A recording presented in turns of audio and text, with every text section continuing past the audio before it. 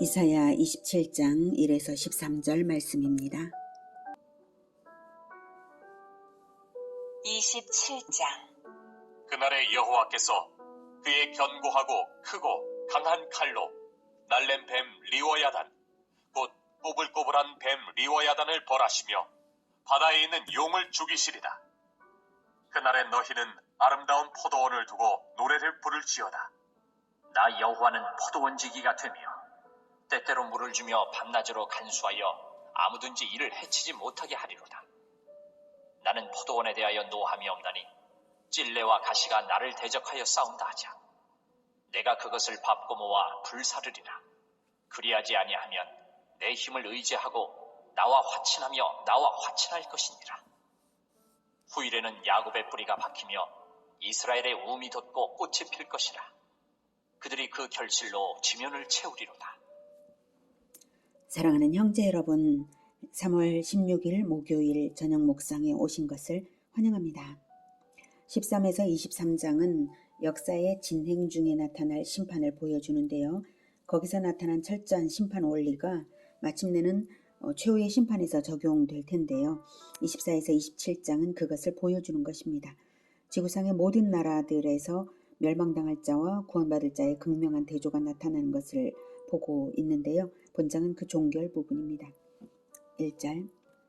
그날에 여호와께서 그의 견고하고 크고 강한 칼로 날랜 뱀 리워야단 곧 꼬불꼬불한 뱀 리워야단을 벌하시며 바다에 있는 용을 죽이시리라. 여기서 날랜 뱀 리워야단은 악한 세력의 우두머리인 옛뱀 마귀를 상징하는 것입니다. 바다에 있는 용 역시 같은 마귀를 삼중적으로 달리 표현을 해서 강조하고 있는 것이죠. 옛뱀 마귀를 드디어 죽임으로써 에덴에서 언약하셨던 것처럼 여자의 후손이 옛뱀 마귀를 마귀 머리를 상하게 하고 이제 죽일 것이죠. 그것이 이루어지는 장면입니다. 결전이 완성되는 것을 강조하신 것이고요. 여호와께서 그의 견고하고 크고 강한 칼로, 칼 하면 뭐가 떠오르시나요? 바로 하나님의 말씀을 칼로 비유하셨죠. 대적을 죽일 때 결전에 있어서 사용되는 성령의 검, 하나님의 말씀입니다. 진리의 말씀, 그것으로서 이긴다는 것입니다. 자, 2에서 6절 이제 포도원에 이제 노래가 나오죠. 이것은 하나님의 구원 사역을 포도원 지기의 사역으로 표현을 하시는데요. 이사야 5장 1에서 7절에도 포도원의 노래가 있었어요. 그 노래와 너무나 대조가 되죠. 이사야 5장 1에서 7절 제가 읽어드리겠습니다. 나는 내가 사랑하는 자를 위하여 노래하되 내가 사랑하는 자의 포도원을 노래하리라. 내가 사랑하는 자에게 포도원이 있으며 심히 기름진 사내로다. 땅을 파서 돌을 지하고 극상품 포도나무를 심었도다. 그 중에 망대를 세웠고 또 그 안에 술틀을 팠도다. 좋은 포도 맺기를 바랐더니 들포도를 맺었도다. 예루살렘 주민과 유다 사람들아, 구하노니 이제 나와 내 포도원 사이에서 사례를 판단하라. 내가 내 포도원을 위하여 행한 것 외에 무엇을 더할 것이 있으랴. 내가 좋은 포도 맺기를 기다렸거늘 들포도를 맺으면 어찌 되민고. 이제 내가 내 포도원에 어떻게 행할지를 너희에게 이르리라. 내가 그 울타리를 걷어 먹힘을 당하게 하며 그 담을 헐어 짓밟히게 할 것이요 내가 그것을 황폐하게 하리니 다시는 가지를 자름이나 북을 돋우지 못하여 찔레와 가시가 날 것이며 내가 또 구름에게 명하여 그 위에 비를 내리지 못하게 하리라 하셨으니 무릇 만군의 여호와의 포도원은 이스라엘 족속이요 그가 기뻐하시는 나무는 유다 사람이라. 그들에게 정의를 바라셨더니 도리어 포악이요 그들에게 공의를 바라셨더니 도리어 부르짖음이었도다. 자, 그때와 이번이 달라진 이유가 무엇이겠습니까? 그때는 나쁜 열매를 맺는 포도원이었고요. 이번은 그때와는 달리 좋은 열매를 맺는 포도원이라는 사실입니다. 그래서 혹시 너희들이 아직도 찔레와 가시처럼 포도원지기이신 하나님을 대적하여 싸운다면 그것을 밟고 모아 불사르리라만 그리하지 아니하면 내 힘을 의지하고 나와 화친하며 나와 화친할 것이면 후일에는 좋은 열매를 맺게 될 것이라고. 6절 후일에는 야곱의 뿌리가 박히며 이스라엘의 우미 돋고 꽃이 필 것이라. 그들이 그 결실로 지면을 채우리로다. 그걸 간절히 바라시는 거죠. 그 결실을. 예, 좋은 열매를 맺는 포도원을 말하고 있습니다. 그 결실로 지면을 채우리로다 라고 하시면서 마지막 설득의 말씀을 정말 다정스럽게 건네시는 하나님이십니다. 리오야단의 죽음과 포도원 지기의 노래를 나란히 병행시켜 놓은 이유는 공중 권세 잡은 자 사탄이 하나님의 포도원을 망하게 한 장본인이었기 때문입니다. 그래서 리오야단의 죽음 이후에 드디어 좋은 열매를 맺는 포도원으로 하나님께 돌아오는 것입니다. 우리의 승리 생활의 영적 원리가 여기서 나오죠.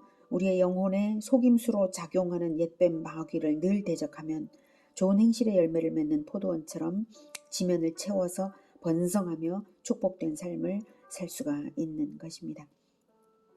그런데 이러한 결말까지 도출되는 데에는 언약 백성의 죄에 대한 징계가 먼저 주어지는 것이 진리입니다. 그래서 7절 주께서 그 백성을 치셨던들 그 백성을 친 자들을 치심과 같았겠으며 백성이 죽임을 당하였던들 백성을 죽인 자가 죽임을 당함과 같았겠느냐. 주께서 백성을 적당하게 견책하사 쫓아내실 때 동풍 부는 날에 폭풍으로 그들을 옮기셨느니라. 네, 택한 백성에 대한 하나님의 징계는 그 대적들에 대한 심판보다 결코 크지 않음을 말하는 것입니다. 하나님은 공의의 하나님이시므로 반드시 심판하십니다. 자기 백성일지라도 반드시 심판하시지만 자기 백성에 대한 것은 멸망하게 하기 위한 것이 아니라 회개하게 하기 위한 사랑의 징계인 것입니다. 그러므로 성도는 회개하는 자입니다. 징계를 당할 때에 어떤 태도인가를 보면 성도인지 아닌지 알 수 있는 것이죠. 성도는 원망하지 않고 즉시로 회개하며 좌절하지 않고 감사함으로 회복을 소망하는 자가 바로 성도인 것입니다. 8절 주께서 백성을 적당하게 견책하사. 이때 적당하게는 원어로는 세아라고 해서 에바의 3분의 1에 해당하는 적은 양을 뜻합니다. 즉 하나님께서 자기 백성을 징계하시되 견딜 수 있을 만큼으로 적당하게 줄여서 하신다는 뜻이고요. 동풍 부는 날에 폭풍으로 그들을 옮기셨느니라는 바벨론에 의해 옮겨질 것을 의미하는 예언입니다. 과거형으로 표현했지만 아주 확정적인 미래라서 이렇게 표현했고요. 그러니 회개하여서 좋은 열매를 맺어 축복의 포도원이 될 것도 알게 하셨고 회개시키기 위해서 적당하게 벌하시며 회개로 유도하시는 하나님이신데 그러면 어느 정도의 어떠한 회개가 있어야 하냐면 그것을 9절부터 말합니다. 야곱의 불의가 속함을 얻으며 그의 죄 없이함을 받을 결과는 이로 말미암나니 곧 그가 제단의 모든 돌을 부서진 횃돌 같게 하며 아세라와 태양상이 다시 서지 못하게 함에 있는 것이라. 대저 견고한 성읍은 적막하고 거처가 황무하며 버림받아 광야와 같은즉 송아지가 거기에서 먹고 거기에 누우며 그 나뭇가지를 먹어 없이 하리라. 가지가 마르면 꺾이나니 여인들이 와서 그것을 불사를 것이라. 백성이 지각이 없으므로 그들을 지으신 이가 불쌍히 여기지 아니하시며 그들을 조성하신 이가 은혜를 베풀지 아니하시리라. 네, 구원받는 회개는 스스로 지각을 가지고 여기에 11절에 보면 지각이 없으므로 그들을 지으신 이가 불쌍히 여기지 아니하시며 아니하신다. 지각이 있으면 은혜를 받는다는 거죠. 지각이 있으면 아까 9절 야곱의 불의가 속함을 얻을 것이다 이런 뜻이죠. 그래서 지각을 가지고 자발적인 회개가 되어야 합니다. 그래서 9절에 그가 스스로 제단의 모든 돌을 부서진 횃돌 같게 하며 아세라와 태양상이 다시 서지 못하게 해야 하는 것이죠. 그리고 그렇게 하게 만드시겠다는 뜻이죠. 속함, 스스로 속함, 야곱의 무리가 속함을 얻는다는 게 뭡니까? 속함을 얻는 것은 결국 그리스도의 대속의 보혈을 전제로 하신 말씀이잖아요.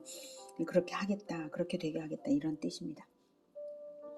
그렇게 자발성을 가지고 회개할 때 비로소 진정한 회개가 되고 완전한 회개가 되는 것입니다. 10절 대저 견고한 성읍은 적막하고 거처가 황무하며 버림받아. 이 말은 여기서 견고한 성읍은 스스로 견고한 성읍, 즉 세상이 교만한 세상을 말하는 것입니다. 교만하여서 스스로 견고한 성읍이죠. 세상은 그래서 심판당해 적막하고 황무하게 될 것이지만 스스로 우상을 무너뜨리는 성읍은 축복의 포도원처럼 된다. 이 말씀이십니다. 견고한 성읍, 즉 이방 성읍, 세상 나라가 황무하게 되는 것은 바로 지각이 없으므로, 지각이 없어서 불쌍히 여김을 받지 못하게 되는 거죠.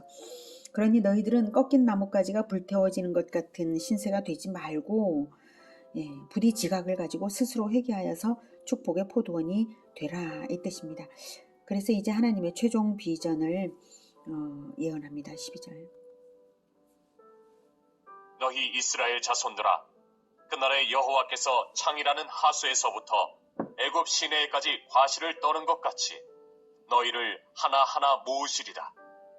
그날에 큰 나팔을 불리니 아수르 땅에서 멸망하는 자들과 애굽 땅으로 쫓겨난 자들이 돌아와서 예루살렘 성산에서 여호와께 예배하리라.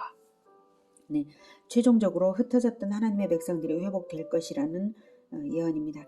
1차적으로는 남유다 백성들이 바벨론 포로 생활에서 귀환할 것을 뜻하고요. 궁극적으로는 종말의 세계 각국에 흩어져 있는 영적 이스라엘 백성들이 하늘 시온산, 즉 새 예루살렘에 모여서 여호와를 찬송할 것을 의미합니다.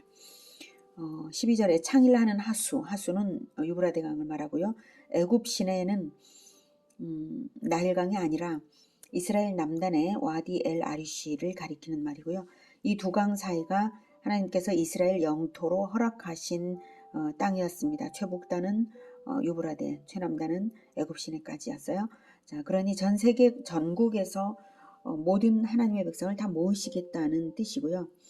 과실을 떠는 것 같이 너희를 하나하나 모으시리라. 이 말씀은 추수 때에 과실을 빠짐없이, 농부가 과실 하나라도 빠지려고 안 하잖아요. 빠짐없이 모으듯이 모으시겠다는 뜻이고요. 최종적인 결실이라는 뜻입니다. 13절에 그날에 큰 나팔을 불리니, 나팔은 자기 백성을 모으는 신호입니다.